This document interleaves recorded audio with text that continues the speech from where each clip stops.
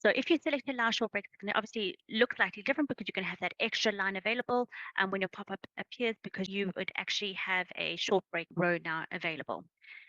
So how do you do this? So previously I showed you that if you selected short break pricing model to be do not allow, you have the option to select one of two different prices.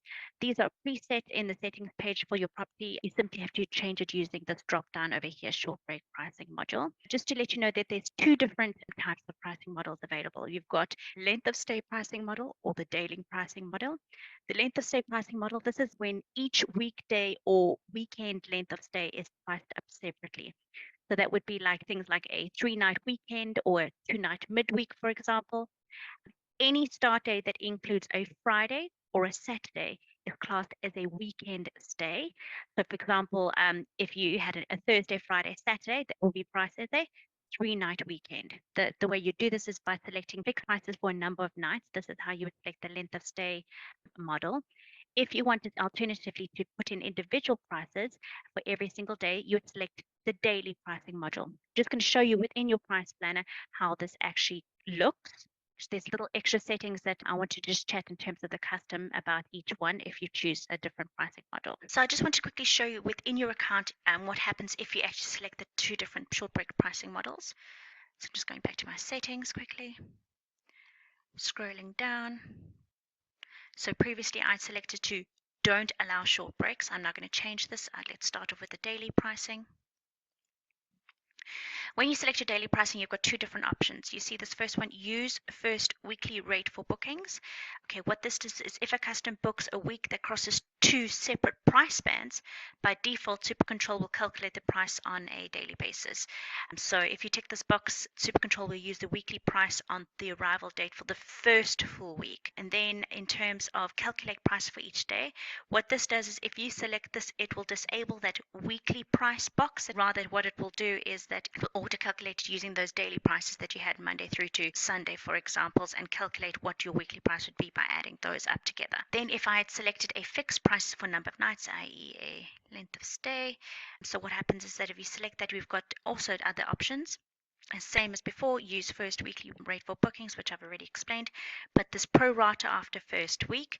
If you tick this box, this means that if you would like the 8th night onwards, for example, it will take your weekly rate and divide it by 7 rather than actually according to what your short break pricing model rules. If you use this percentage of the weekly price to calculate short breaks, basically it will open up a percentage field. So let's quickly select that. So, and this means it's easier for you to auto calculate it. You type in the percentage and these would be available for you to add in on your short break pricing. There's a little arrow later on that I'll show you that you can just select and it will import the values there. This option to check calculate short breaks across bands.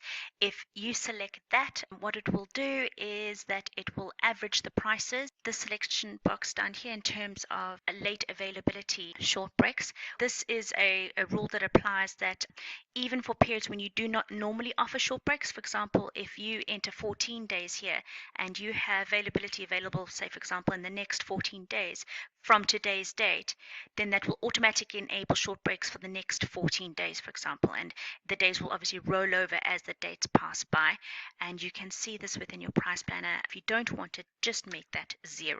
So just in this demonstration, I'm just going to show you daily pricing models. I'm just going to make sure that we've got daily prices selected. I'm going to make sure that I want my first weekly rate for the bookings so that they get a good price, hopefully if they start in a low season or if they start in a peak period, that they continue that throughout, for example. And I haven't got late availability short breaks enabled, so I select save and my settings are saved. Our next option is to actually manually add the short breaks prices to the price planner. So I'm going to price planner. Same principle applies as what we did within adding prices. Basically, you select the start date. Once you've selected the start date, it gives you the option to select your end date. So I'm going to have them match what my pricings were, just to make my life easier at a later stage. So I went through until March, for example. Or I could even ensure that I wanted to go for a longer period. So for example, in my case, I've decided I'm going to have short breaks stays where I allow a Monday as my arrival and my Friday day still as my departure day. So my minimum days I've set to be 4 days. So it means that people can come in and stay on a Monday. They can stay there for 4 days, as in they would have to depart on the Friday, or stay there for 7 days so that they only arrive and depart on my Monday and Friday arrival days. And same thing with the Friday. They can come through on a Friday and they can depart on a Monday, or they could depart on the 7 day because I've still got my weekly pricing model available there. So it's simple as selecting save. You do have the option here to say whether a short break cannot extend beyond the end date that is selected here. There is that checkbox available as well. So once you're happy, select save. And you'll see there you now have your orange band, which is your short break band. And in my case, I said that I had it corresponding to that of my price planner if I decided I wanted to amend it. So say, for example, I wanted this to go through all the way through until my peak season, which I said was June. I just have to select it and edit it. So say, for example, I wanted to go through until the 31st of May instead. There it is. So that means that I would allow short break stays up through until May, but come June, my peak season, I only want to have 7-day stays available, for example. Importantly to note, it's something that is often overlooked. If you wish to offer a short break, you need to then go in and add the price for these short break periods. So for example, in my case, I'm now offering a 4-night midweek stay as well as a 3-night weekend stay. I need to go into my pricing module and ensure that I've got the pricings for it. So say, for example, I'm going to offer that 4-night stay at £400. That means I'd need £100 for every day. Add that in quickly. And I'm going to make it more expensive over the 3-day weekend period. I'm going to make it $150 each day. In my case, that means that my weekly price is the same as what each of my individual prices were. You can also make this slightly less so that if they do decide to book a weekly price, it gives them at £800, for example, give them less. And that's up to you. So once I'm happy with those changes, select save. It's also important to note that if you would like to offer stays for longer than 7 nights, you need to also make sure that you add prices for that 1 or 2 nights, for example, even if you do not want to actually allow 1 or 2 night stays. The reason being is that the system will actually calculate the longer stays by calculating your weekly price plus the extra nights. So for example, if you wanted to allow 8-night stays, it would be the weekly price plus that 1-night price that you had added in.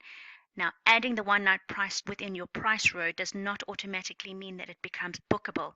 This is dictated by what is within your short break. For example, within this case, over the May period, I'm only allowing a 4-day and our maximum 4 days. If I did 5 days, for example, or 7 plus, that's where it is dictating that I'm allowing more than 7 as my option to book for. Right, I've just quickly gone in and added the rest of the year's short breaks where I wanted it, just again saying that I didn't want it in June, July over that peak period. So we just want to again check your calendar preview just to make sure it's set up as we'd expect. So again, going to admin website integration, select to preview the calendar. So let's quickly check that particular property that we've just done. So just checking in July, which is still within my peak period, am I allowing short breaks? No, it's only showing 7 days. Good, that's what I wanted to show.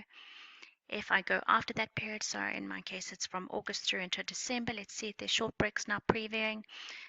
So let's see, 24th, am I able to? Yes, it's saying I can book 4 nights or 7 nights on a Monday. Let's check that on a Friday.